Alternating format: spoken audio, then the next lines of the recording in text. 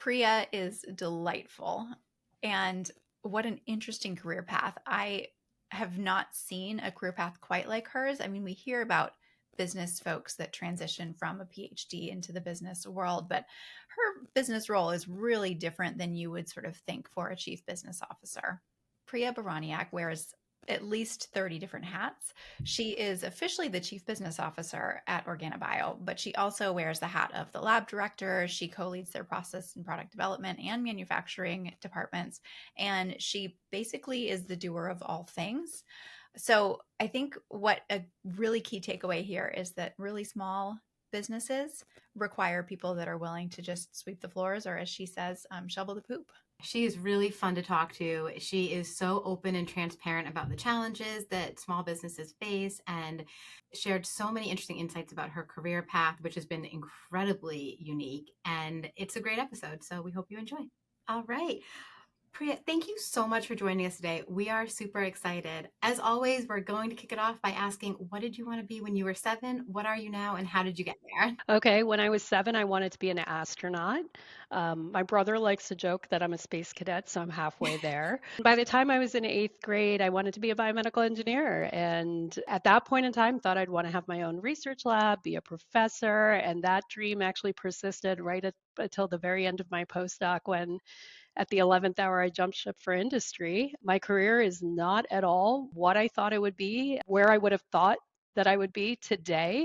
It has been very serendipitous, very surprising, but wildly fun and rewarding. That is amazing. And I have a question. So, 8th grade is like very early to know that. I don't even think I knew what a biomedical engineer was in 8th grade. So, did you know people who were in the field, or was it just something you stumbled into? I got really lucky. So I grew up in central New Jersey, and my 8th grade science teacher assigned different areas of science to everyone in the class. And we had to do a written report and then an oral report to the class about that field of study.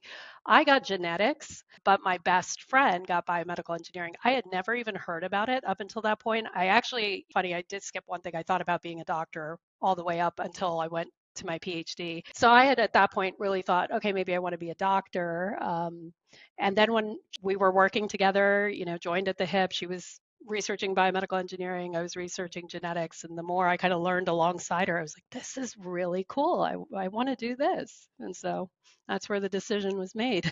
That's so impactful that at such a young age, like a teacher just assigned this workout and that was your trajectory. That's amazing. Yeah, very lucky she set me on that path.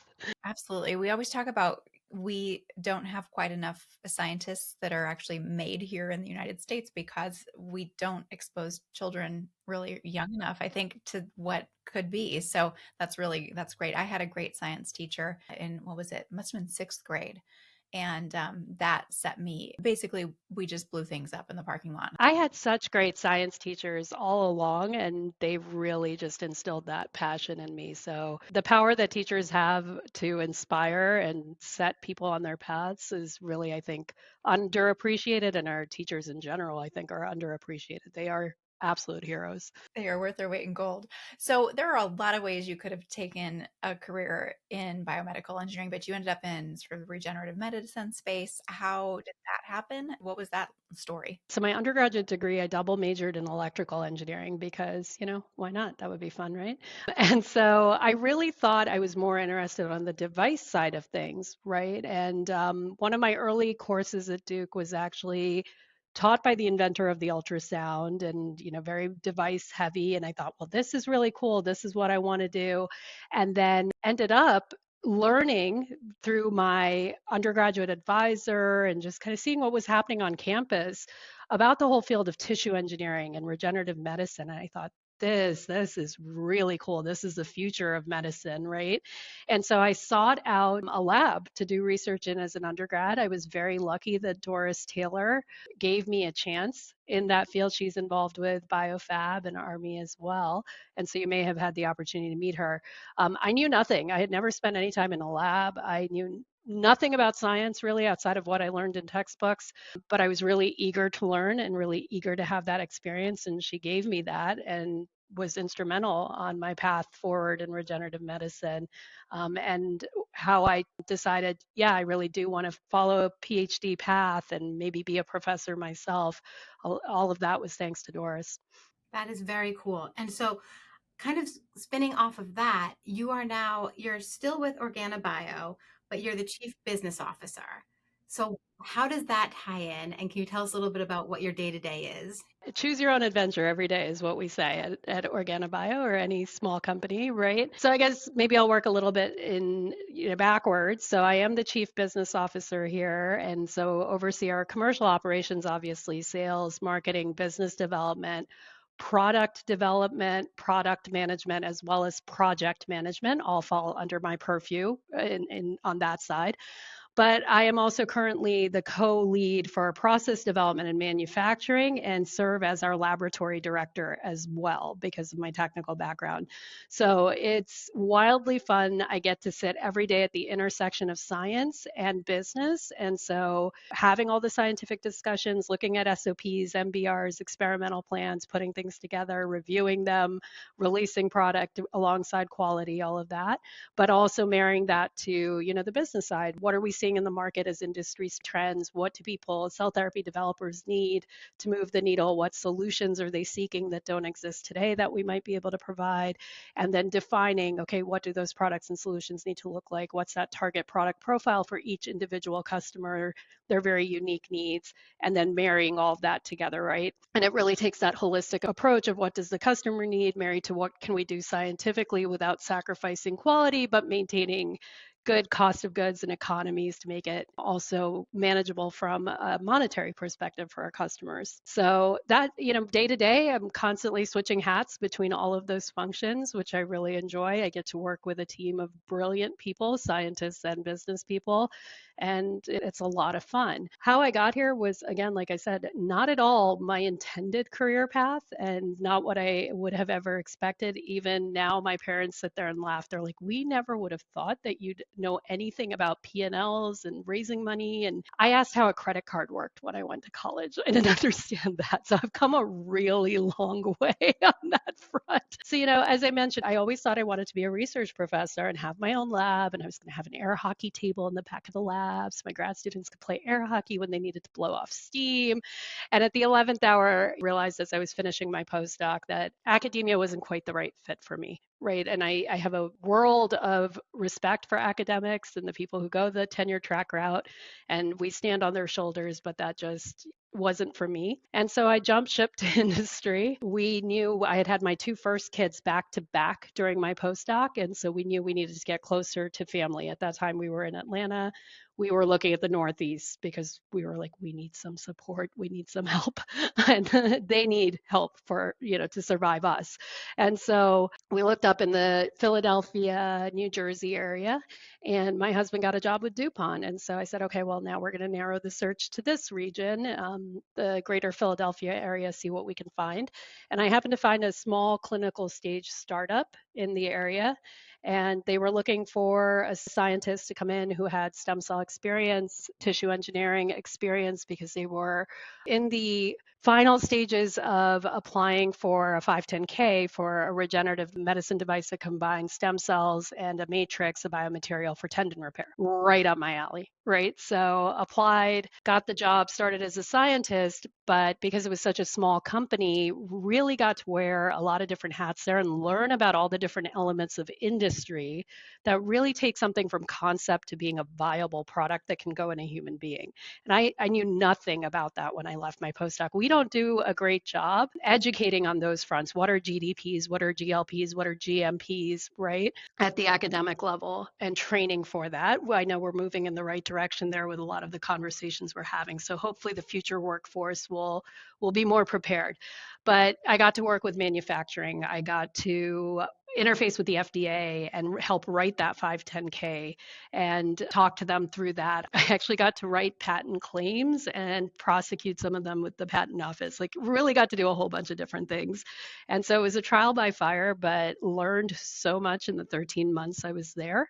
And that came unexpectedly to a close. So I went to work one morning, and I remember the night before I'd been talking to our board of investors. There was a privately held company talking about, okay, here are the technicians I need. Here's our plan for R&D. Here are the resources I'm asking for as we go into second half of the year. And then the next morning I got to work. I was always there before my team, but as we got to 9 a.m., I was like, where is everyone? Maybe Philly traffic's really bad. Maybe there was an accident on 76, which is always a nightmare. Who knows?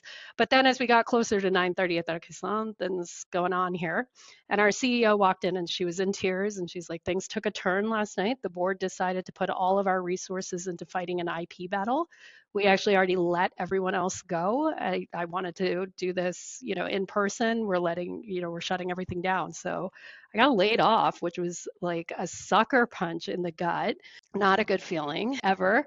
And now I know it's not a good feeling on the other side either, unfortunately, having sat in the other seat. It's a hard situation all around. But for the first time in my life, I didn't have a plan. I didn't know what was next. I've always been that person who's like, here's what I'm going to do. Here's the next goal, level unlocked, next goal, And for the first time, I was like, what am I going to do? So I walked around the house for a couple of days, having no idea, and started looking then for some other things. Nothing really excited me. And I was very lucky that my husband said, don't jump into something just to jump into something, find something that excites you.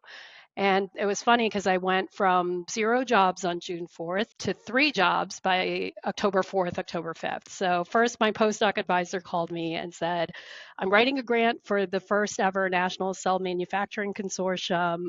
I don't really know anything about industry and GMPs and how those elements work. So could you help write this grant with me? Because he and I always wrote grants very well together.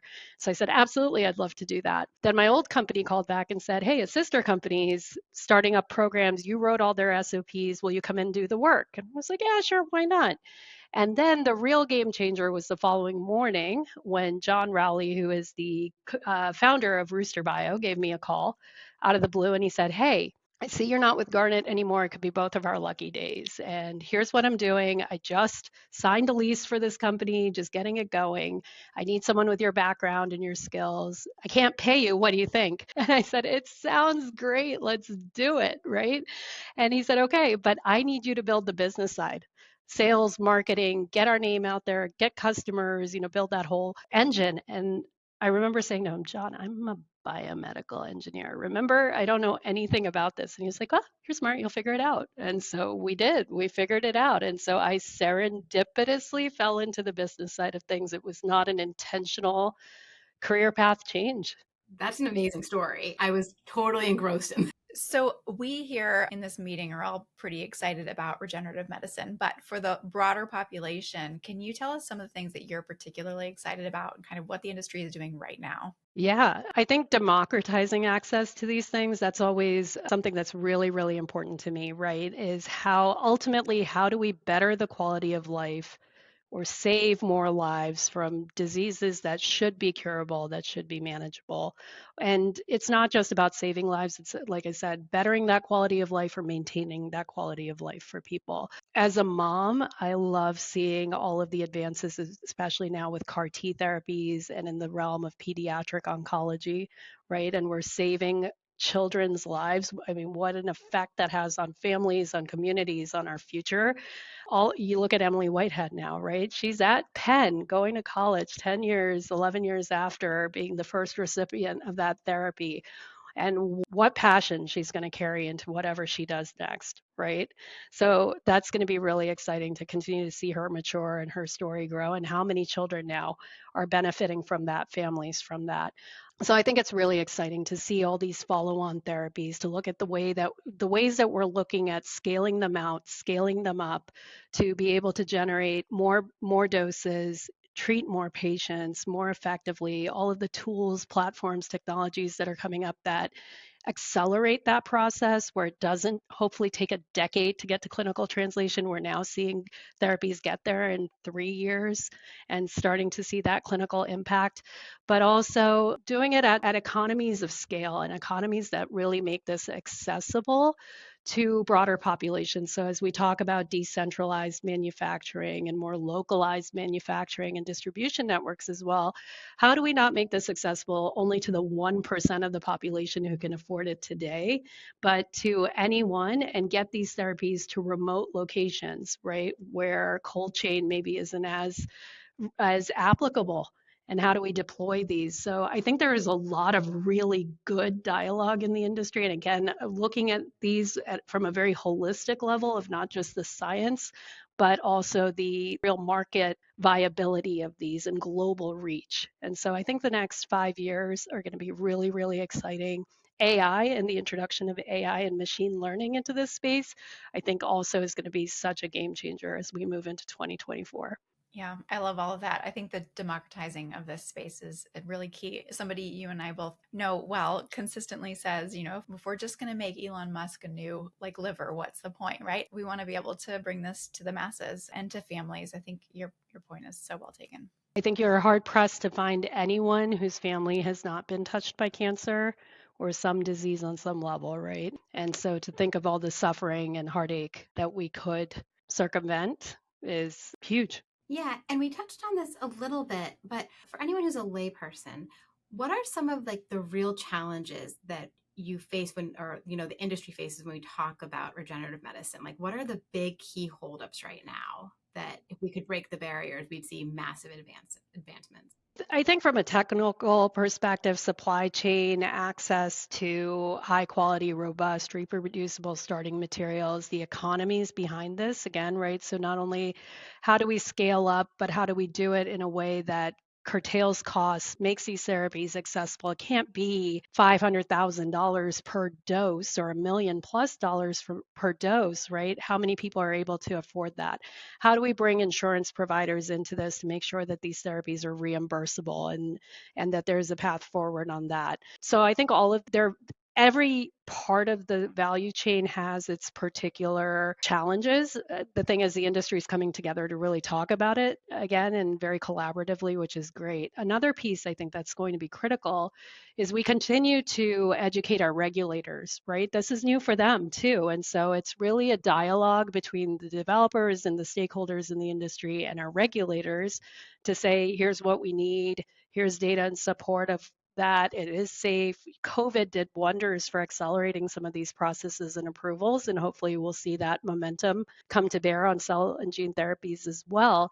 But we also have to educate our legislators, and whether it's on a global level, a federal level, and even a state and local level, there are challenges to obtaining tissues, to consenting donors, to manufacturing, banking. And then when you look at global harmonization of those things and making sure that, again, from a global perspective, you're able to deploy these therapies, it's going to take a lot of work on the legislative front as well. How do we start to tackle that? Do you have any thoughts and grand ideas? Oh boy, I can just offer problems, not solutions sometimes. We try to be solutions focused. Again, I think it takes an army, right?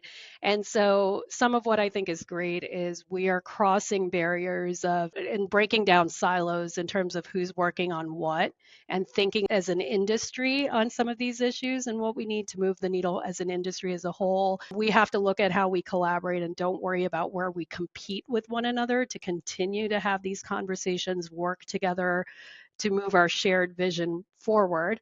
And I think that's happening. We see a lot of great organizations cropping up, standards coordinating body over the last few years, the Alliance for Regenerative Medicine gains steam and has so many advocacy parts to their model and what they're doing. Biofab Army, the National Manufacturing Innovation Institutes, Nimble, et cetera, CMAT, that's housed at Georgia Tech. So we're seeing a lot of consortia and different groups come up. I think where we need to be careful is we're breaking down silos, but we might be recreating them by having too many working groups and too many groups working on the same thing in different ways. And so I think just trying to be transparent about all of that and including all of the relevant stakeholders and continuing those conversations is important. I think it's equally important that as scientists, we get involved in these things. We don't just sit in our labs and do what we do, but we take the time to go out and educate the next generation, right? Run fun events to get kids excited about STEM, to teach lay people about hey, a stem cell doesn't mean you're killing a baby necessarily, right? And there are still so many misconceptions or misunderstandings about what we do and misgivings about what we do. We're not stealing your DNA to clone you, no, and create a clone army. And so I think us going out, educating the public, being more vocal about that, and again, taking the time to go educate regulators, legislators, et cetera, is also important. We have to be willing to leave our labs and take the time to do that, invest in that. I would love to see more scientists in Congress and in Senate and bring this to the table more effectively. Career path shout out. We should make sure that people are hearing that. I think, you taking the time to do things like this, not that we have a giant reach, but it is important that we're talking about the issues. And even in the scientific community, I think we get a little siloed into we have a lot of different clients in a lot of different verticals, and they really deeply understand the challenges in their vertical, but maybe not how they relate to challenges in others, because I can't tell you how often we talk about the regulatory hurdles because XYZ therapy or vertical or therapeutic is new. And but that's not novel. We all have new that's pushing the public health envelope, right? We all have new challenges, and that's the speed of science. And so if we had more scientists on the other side, that would be really helpful. Absolutely. And learning from the past, drawing parallels between the specifics of what I'm doing, but okay, what happened in monoclonal antibodies years ago, and how can we emulate that? How do we learn from that, for instance, right, as we scale up, scale out, and move things to industrial scale production ultimately. I wanted to bring it back to you and your experience, and specifically something you said when you got the call to join Rooster Bio. And you were essentially second person, right? And oh, I can't pay you, but we're going to build this thing. Well, you were there and from 2013 to 2019. So you guys built it and it's successful. So can you tell us about the journey from kind of being two people with an idea to scaling this whole thing up? To start out was John, his co-founders, so they were the first two, and then built from there. We hired some people really quickly to help with just logistics, laboratory setup, management, things like that. And it was a small team, and I think it was 5 of us maybe initially really getting things off the ground. I think the thing with any startup, and this now OrganaBio is my third startup, right, is that you need a group of people who have a shared vision, are very passionate about it, and everyone just needs to be willing to roll their sleeves up and do whatever it takes to get it done, right? Whether that's sweeping the floor to high level strategic thinking, right? Whatever it might be on any given day, everyone's just got to be willing to do it. And some days your day is really just shoveling poop, and other days you get to do the really fun highbrow stuff, and you got to be comfortable with all of it and there for all of it. So we were 7 for a really long time at Rooster. And then we went from 7 to 15 for a while and then exploded to 50 quickly from there, right? And so with each of those, definitely growing pains as any organization faces, not only an integration of new people, new personalities, culture, and how that evolves, how that shifts with the various personalities, but also, the early team, again, is used to doing so many things and wearing so many hats and having clear line of sight to everything in the organization. And so you really have to get comfortable being uncomfortable with that growth as well, right? As your lane may narrow, as roles and responsibilities get more and more defined, as teams mature, as the corporation matures, and you're adding different functions and people have lanes, swim lanes, even though the edges might be slightly blurred, the lanes become clearer and clearer. And there is an Inc. article that I always refer to that I really like about letting go of your Legos, right? And so you're over here building with your pile of Legos and you're building all this really fun stuff. And someone comes along and says, okay, all the red Legos now are going to go to this other person, right? Because they're going to be building this. They're going to take that and they're going to build that part of the business over here. And there's always that, but those red Legos were mine, or I was doing that and now you're handing it to someone else. And so it's that mentality, they say, of let go of those Legos because you will get more Legos, and what then you're able to build will be even bigger and better, right? And so that's how Rooster evolved, but I think we see that again at Organa, right? We were small to begin with. We could all fit around a folding table when we first started, and then we grew, and now we're upwards of 35. And these are things we're always mindful of too, is, what are the swim lanes? Where are they blurry? How do we help people maintain a flexible mindset while still having clarity around what they're supposed to be doing and what they're accountable for and responsible for, which can be nebulous sometimes in a startup, and getting used to, okay, every time the organization grows, there are going to be changes and shifts. And especially on the sales side as well, this can be difficult, right? With reallocation of territories and accounts. And we've had to make so many changes time and again to our sales team and who owns what, just based on who we have at any given period of time. And really, it's like coaching a team, right? So, who are the players who showed up today who are well enough and on my roster that I can plug in? And how do I put the right players in the right spot today for maximum effectiveness? And, it might change as the roster changes or the opponent changes. Today you might be playing shortstop, and next week you might have to play third base, and you just have to be comfortable with that. So I love that analogy. I mean, first of all, I need to find the Lego article because that's fantastic. And I think delegation is really, that is like very hard, right? Delegating out your work when you're used to doing it and ceding control is very difficult. So OrganaBio has about 35-ish employees, you said. So that leads me to one of my favorite questions is around communication, because you started when it was small. So obviously communication in a small team is super easy and everything's open and transparent. How are you guys handling communication with your 35 team members? And are you all remote? Are you in person? What's the structure of the company? It's hybrid. So, we're headquartered in Miami. I live up in Pennsylvania outside Philadelphia. And so I have always been remote and down to Miami, as needed and as often as possible. They need me more in the winter months, by the way. We have team members across the country and also a core team in Miami. So, yes, communication is always something that you have to be very mindful about and do with intention, right? In today's world, sometimes you feel overwhelmed by the communication. We've got Teams, we've got email, we've got text messages, we've got phone calls, right? And so there are a million different ways for us to communicate. But look, like any organization, we've experienced pain with that over time. I think that what we have right now is a group of individuals who are working beautifully together in a non-siloed way. We try to make key decisions by committee rather than any one individual so that all the different viewpoints are coming to the table to, again, provide that holistic view of the situation.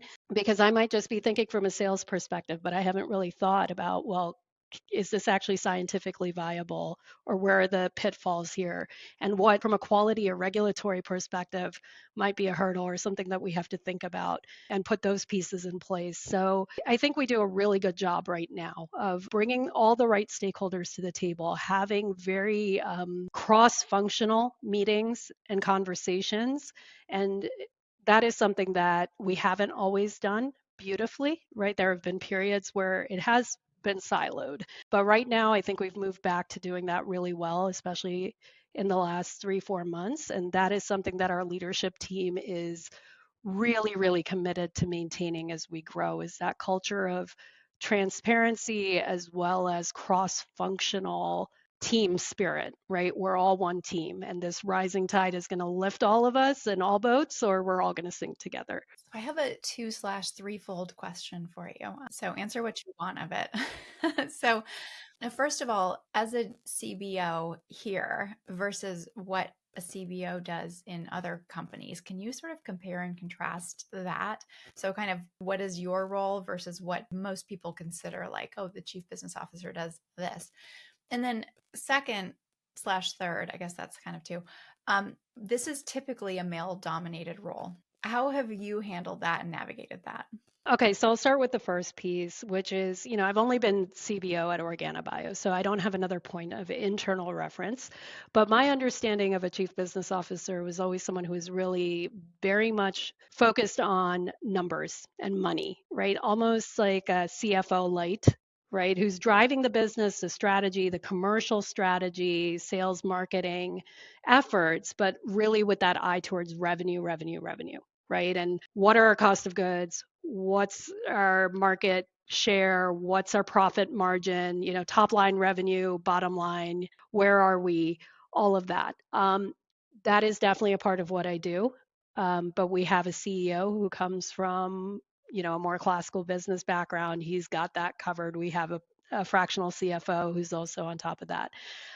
In my role at OrganaBio, again, I wear many, many hats. And so to me, chief business officer, I do some of what a traditional chief business officer would do, obviously, but I'm also down in the weeds a lot more than I think a CBO at a larger organization would be.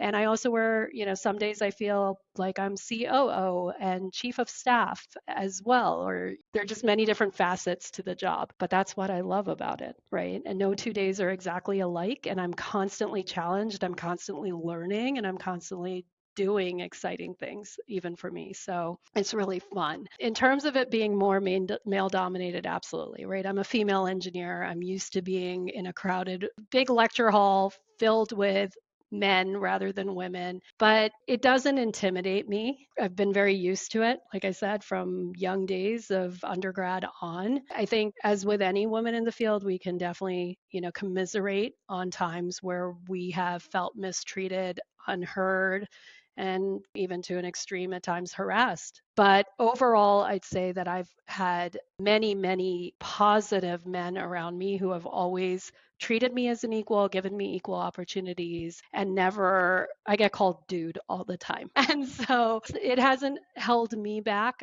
And that starts with my dad, right? Saying, hey, girls can do everything, boys can go out, do it. Don't let it hold you back, all the way to the people I work with today. But it's very, very important to me that I've been very blessed in so many ways and to pay that forward. And so I love strong women, may we be them, may we raise them. I think it's great that this next generation of girls is even more outspoken and outgoing than we are. And I think struggle a little less with self-promotion than we do, right? And they have a healthy sense of self, and they're less willing to put up with some of the things that we've put up with.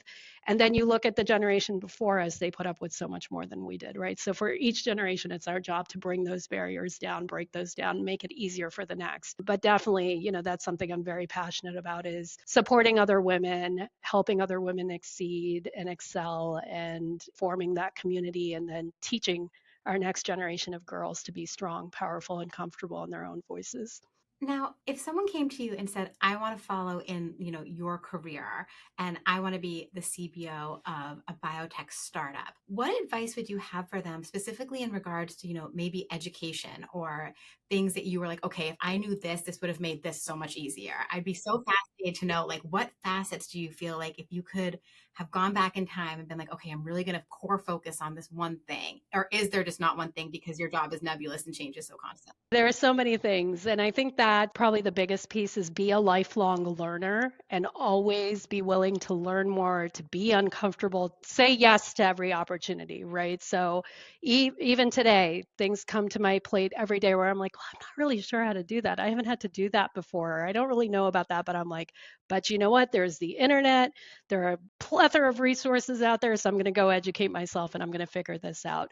So don't be afraid to say yes. Admit what you know, admit what you don't know, be honest in that, be genuine and authentic in that, but also in that, hey, I can figure it out. Give me a chance to figure it out. And I think you'll always find there are people who are like, okay, yeah, take it, see what you could do, run with it. And so I think it's important to have that mentality, that attitude. I think the technical training that I've had, my PhD, my postdoc experience prior to moving into this role is so beneficial. Even if I weren't helping with process development and manufacturing and our laboratory director, I feel so much more effective in my role as chief business officer and what I'm able to do for our sales team, for our customers, because of my technical training and knowledge, right? And bringing that to bear. So I don't see having a technical background and going into business as a bad thing rather than coming from a business background. I think that especially in biotech, it really, really helps. What I think might have been helpful, of course, the early days would have been if I had had an MBA or some sort of formal training, but you can pick it up along the way. Along with going out, finding those resources and being really aggressive in learning and teaching yourself, I think it's also important to ask people, have a really robust network and not be afraid to ask people and tell people, I don't know this and I need help with this. So can you give me a 10-minute TED talk on this, or help me figure out where I should go for this, right? And I think people are just so generous with their time, with their knowledge, if you just ask. Yeah, I think that's a really important message that, people should really listen to and hear, because we have a lot of conversations with people who hate networking. And to be frank, networking is challenging, right? And breaking the ice and getting out there and like convincing yourself you're going to do it is a little bit, the more you do it, the less awkward it becomes, the more comfortable you feel, the bigger your network gets. So you go to a networking event, you probably know someone. But we do hear a lot of people say like, it's just not something I like to do, so I'm not going to do it. But I don't think people realize like how limiting that can be. It's so important to cultivate a network and to network. I never appreciated that when I was, purely on the science side of things. I think again, I've just been lucky to end up with a nice network because I had great labs full of really intelligent people who are doing cool things now and that I'm still in touch with, right? So that built-in network.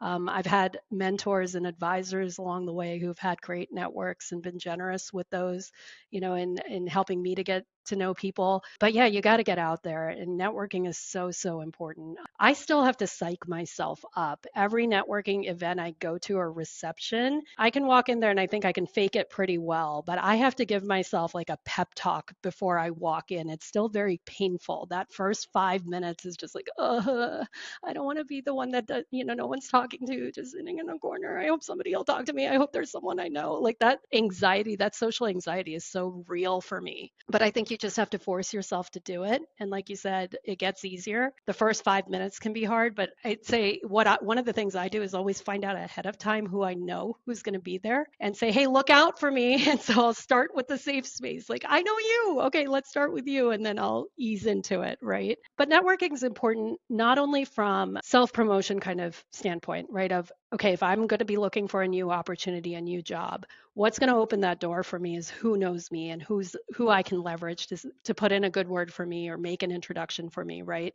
But it's also as easy as selling. And if I need to sell to someone new, if they know someone I know and I can leverage that, it's easier to have that conversation. But it's also like we were just talking about, having a network of people where you can say, this is not my area of expertise. I don't know about this. Can I talk to you for 15 minutes? Would you be able to like drop some of your wisdom on me, please?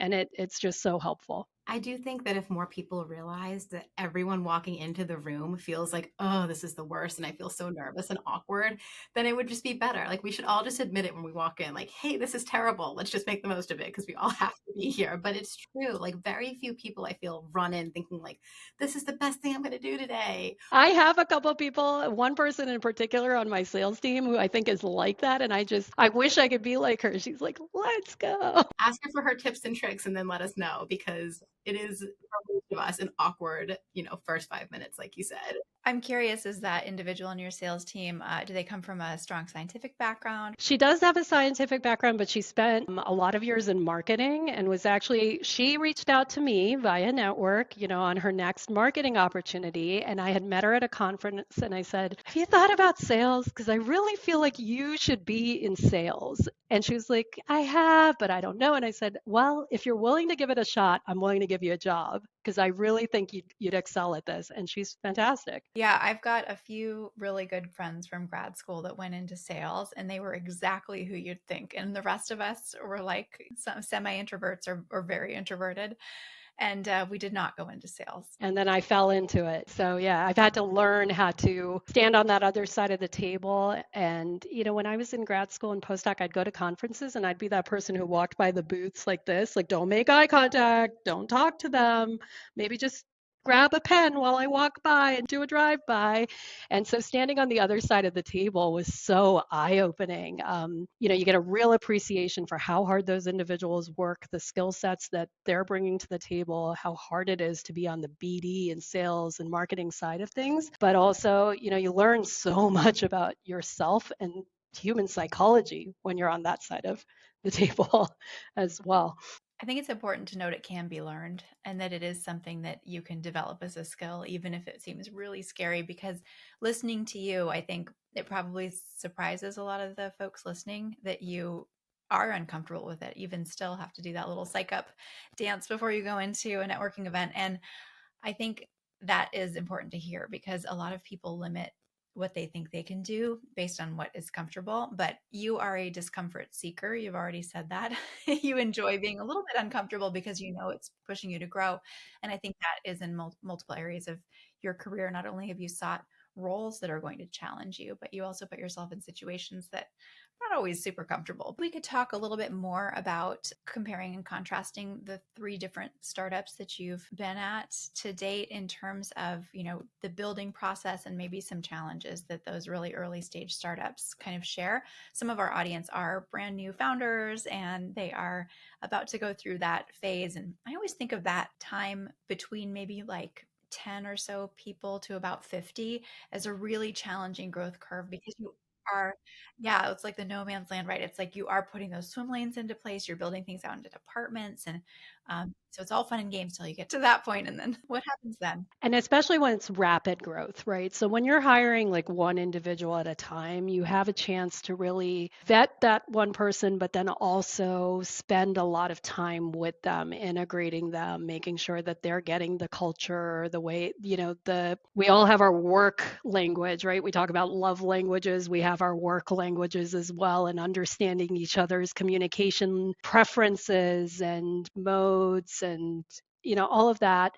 But when you hire really quickly, that's when I think also it gets really hard, right? Because you're having to build that bandwidth, those resources, build that team quickly, but you don't get that much individualized time with people that you do early days or as you're hiring one at a time. And that's where I think you start to see some misalignment, some miscommunication or silos, and sometimes that culture drift, right? And people don't have that clear line of sight to everything like they used to anymore.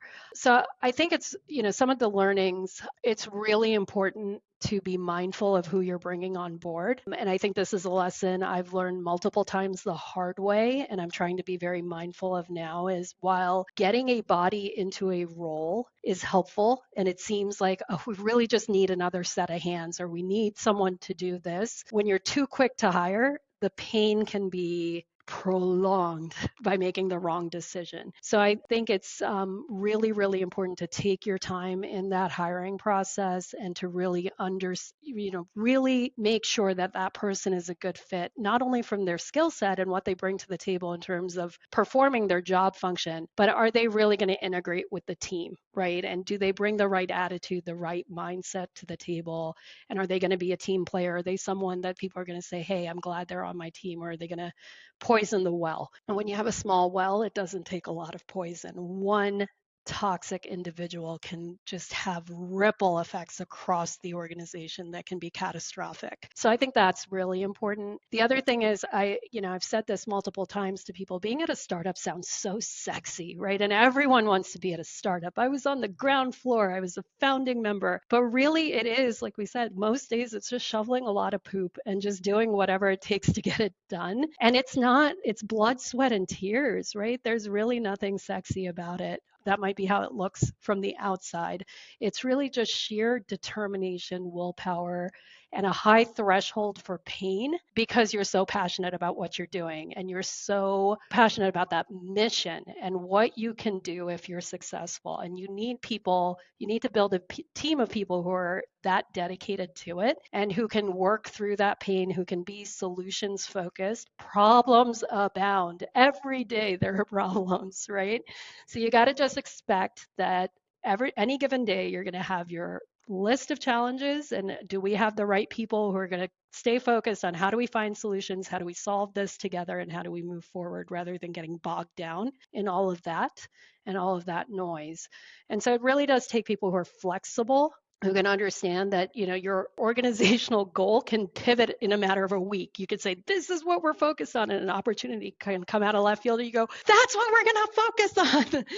And people who can make that pivot and still be comfortable being uncomfortable pretty much all the time. What about HR? When do you feel like, I love that because I know that you've done it. Like, I mean, I look at your background and you wear all the hats, and I know that at some level you get brought in on HR, and especially in the early days, and that can be so hard. So when do you think like, okay, this is a startup and we need to get HR in like now? what's like kind of like your break point there? I don't know if I have a defined break point, honestly. Sometimes it's nice not to, and especially when you're in a small company and problems abound, it's nice to be able to joke freely and have, again, a safe space at work, right? Where you're really a family feel at that point when you're very small. And it has its benefits to having some freedom in what you say and what you do without worrying about, oh God, what'll HR say about that? But HR is helpful, absolutely, right, on so many levels. We brought HR in at OrganaBio. So we were founded in late 2018. 2019 is really when we started operations and got things going.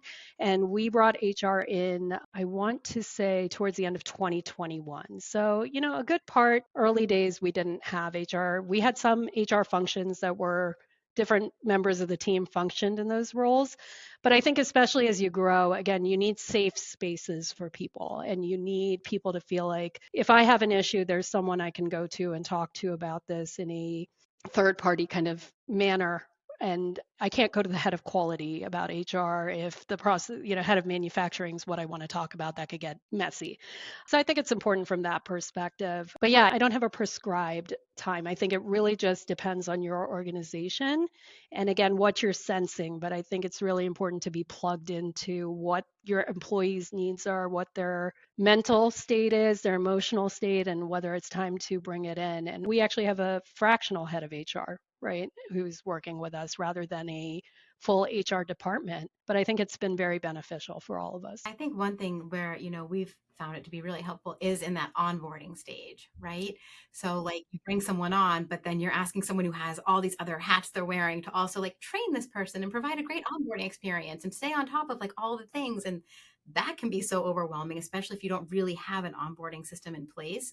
Which we haven't. That's another pain point I think that's worth mentioning in the startup realm is how you right size that onboarding and training process. And usually you're bringing someone on because you're hurting, and people are in pain and you need that individual and you just need them to go. And you forget about the training sometimes because you're like, just go, just jump in with the 7 anchors on and swim, please. It's so true. It is so hard.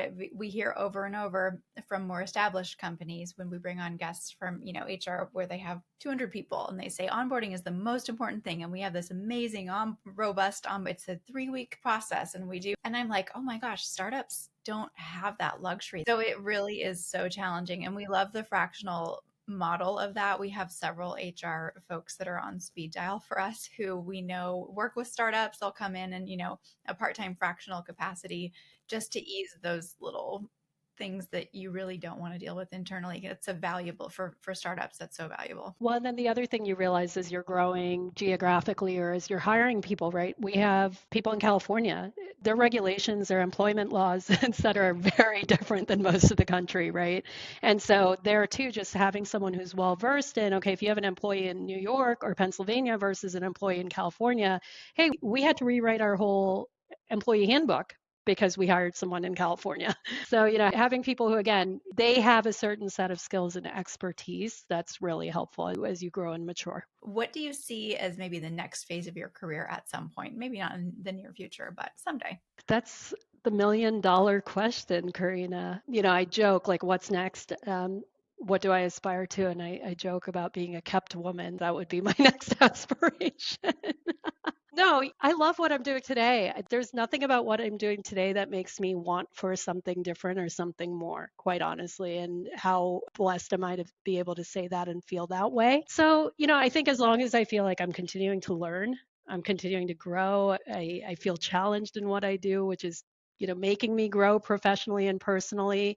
That's what I'm always looking for, right? And scientifically. So if there's another area that I can learn and contribute on, I'd be happy to do that. I don't really have a defined next thing. I bet regenerative medicine will keep you busy for the rest of your career. I think there's a lot to learn there. There's so much to learn, so much to do, and it's just such a fun field to be in. And I think ultimately so fulfilling because, like I said, if we're successful, people are going to be better off for it and lives are going to be saved. And I'll be happy going out on my deathbed knowing I contributed to that.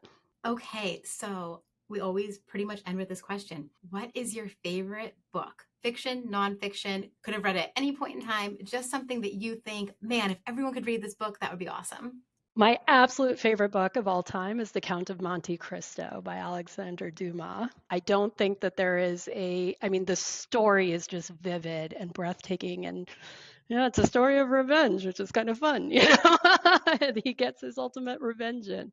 So I think everyone should read it. It's so much fun, but you have to read the unabridged version. It is long, but it's worth it. I love The Alchemist by Paulo Coelho. It's the other end of the spectrum, really short, easy read. It's a fable, but love the story in that. And then, of course, I have my few handful of nonfiction books. I love biographies. Right now, I'm working my way through Indra Nooyi's Life in Full. So love reading biographies and about people's journeys and how they got where they are and the challenges they experienced and how they overcame them. But love, Stephen Covey, your 7 Habits of Highly Effective People, EQ, Pete Lencioni, and 5 Dysfunctions of a Team, The Ideal Team Player. Those are all kind of some of my favorite go-tos. Those are awesome. Thank you so much. I will add those to our ever-growing list of amazing books that people should read. Where can our audience find you? Is LinkedIn the best place? LinkedIn is great. And, I don't really not accept invites. So LinkedIn's a great way to connect with me. Otherwise, it's priya@organabio.com is my email, quick and simple. Like I said, I've been very fortunate to have people who have given me opportunities, helped me at every stage of my career, and who continue to do so. And so I try to pay that forward. So always happy to talk to people, especially women, aspiring as well as in the field, and be that person for someone else. That's wonderful. Thank you so much. This was a lot of fun. Thank you so much for the opportunity. This was super fun. I feel like we could talk all day. Absolutely.